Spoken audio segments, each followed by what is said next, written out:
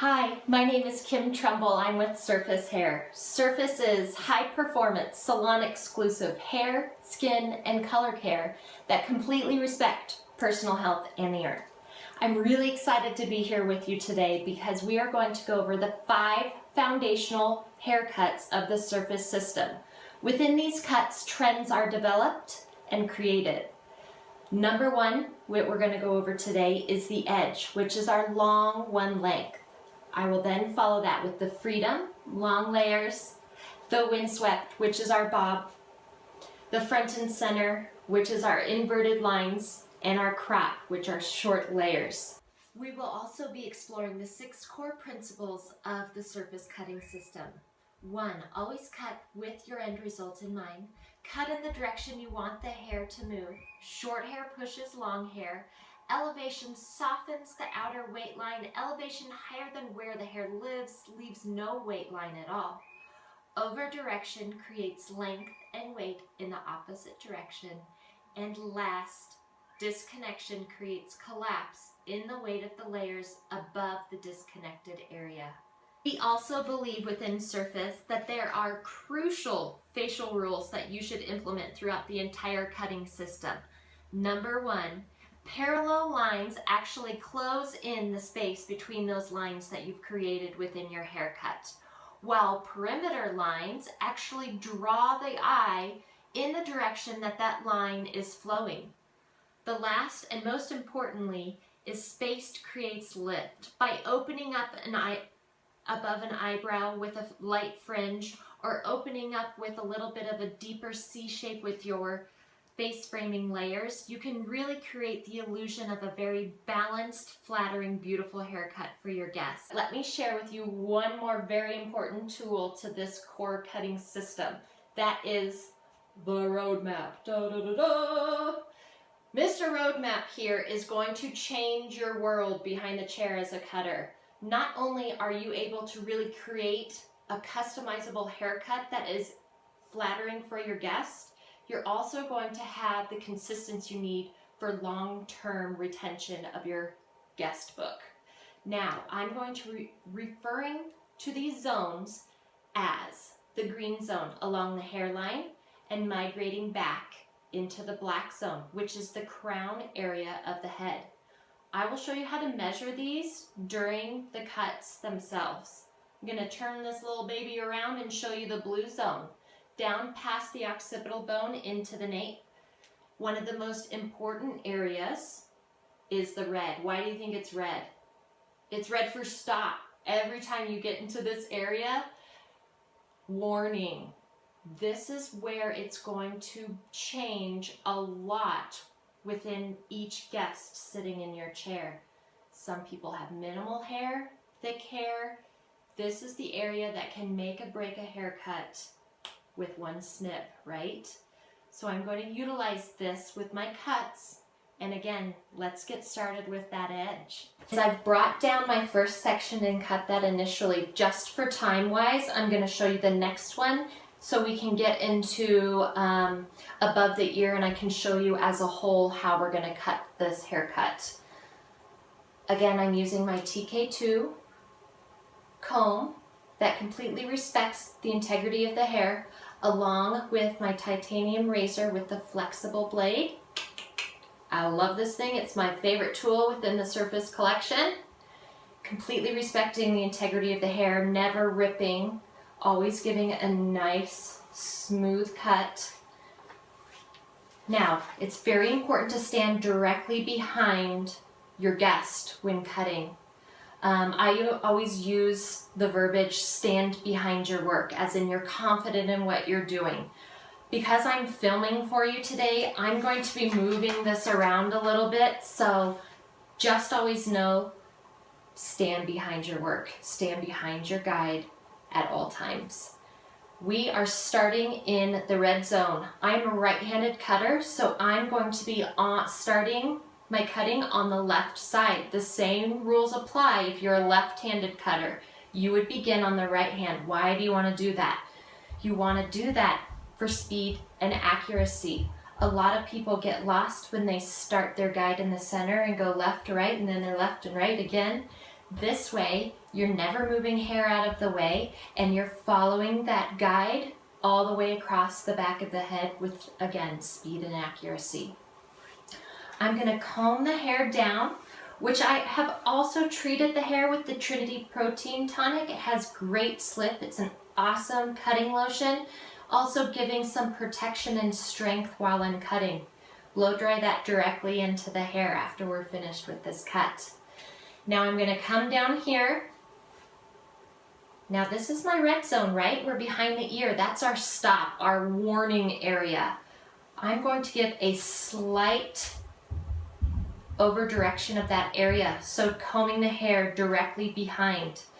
Now the spine of my razor, I'm going to use that. Let me twist her around here. I know it's hard with brunette hair and a dark cape, but maybe with the light doors behind me, you can see a little bit more. I'm just gonna pull it out slightly. I would not be pulling this out to create elevation during this cut, no, but for point of reference, just to show you with the blade what I'm doing, again, I would be cutting it down here with 0 elevation.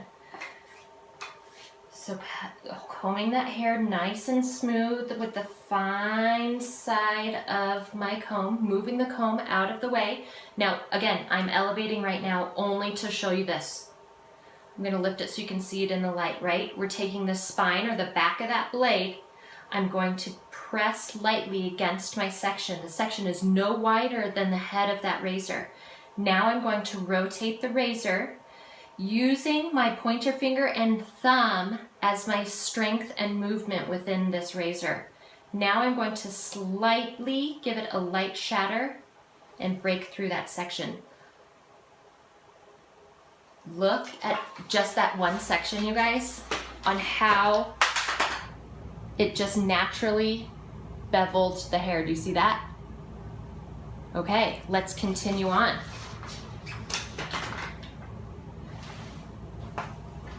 I dropped my razor.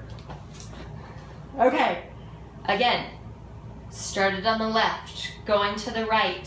Section is no wider than the head of my titanium razor. Using my pointer finger and thumb as my strength with the movement, slightly shatter.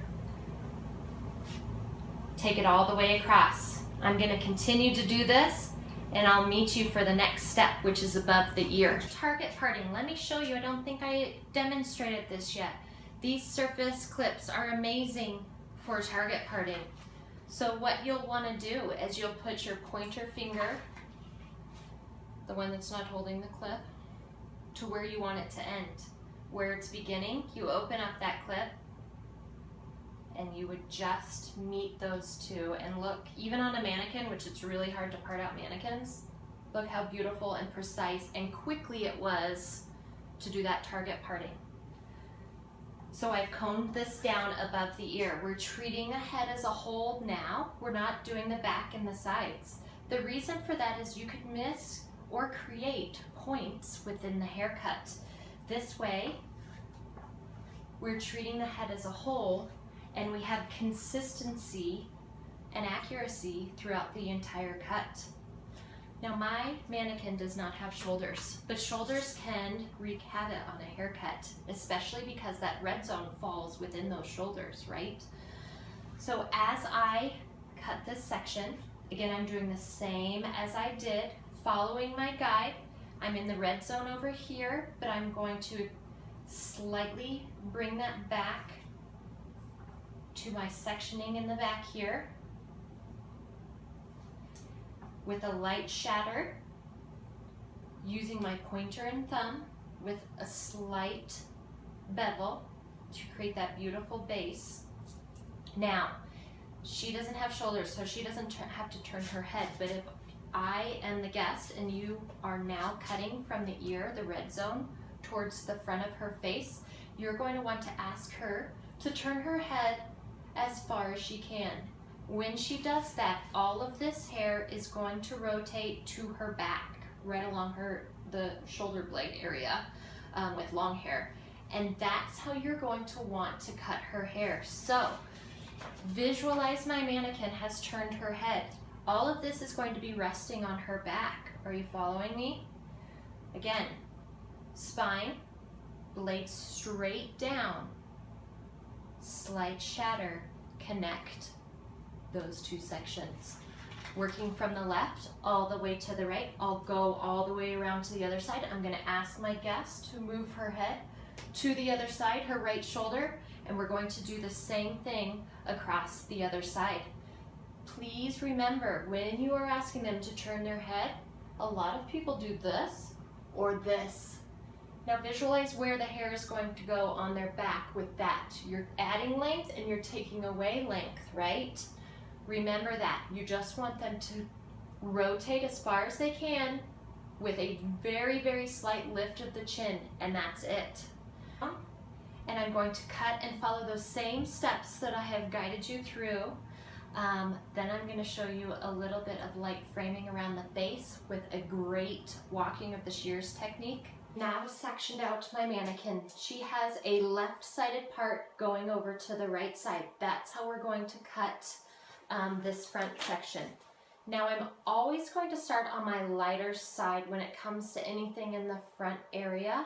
For most of my guests, it is that left side, but please switch if you have somebody with the right part going over to the left.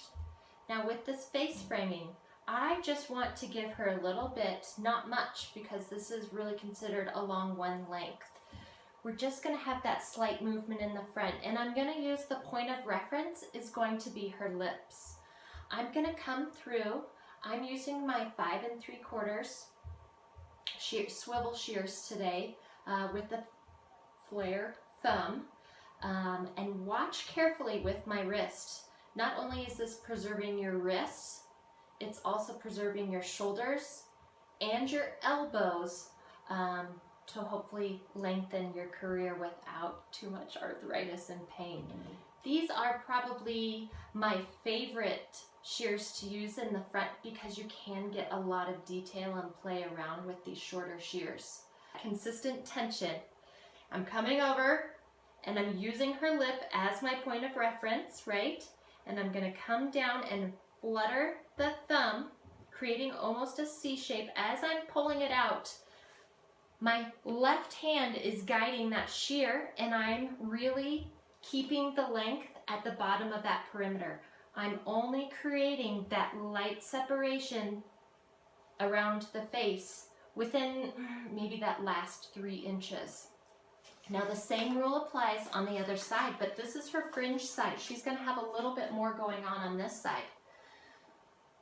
So the same rules apply. I'm gathering from behind the ear and forward. Now I have bigger hands for a girl, so I can gather all this, but if you do have smaller hands, please feel free to break this up into 2 or 3 gatherings. So I'm going to grab her fringe, combing thoroughly, even tension with that left hand.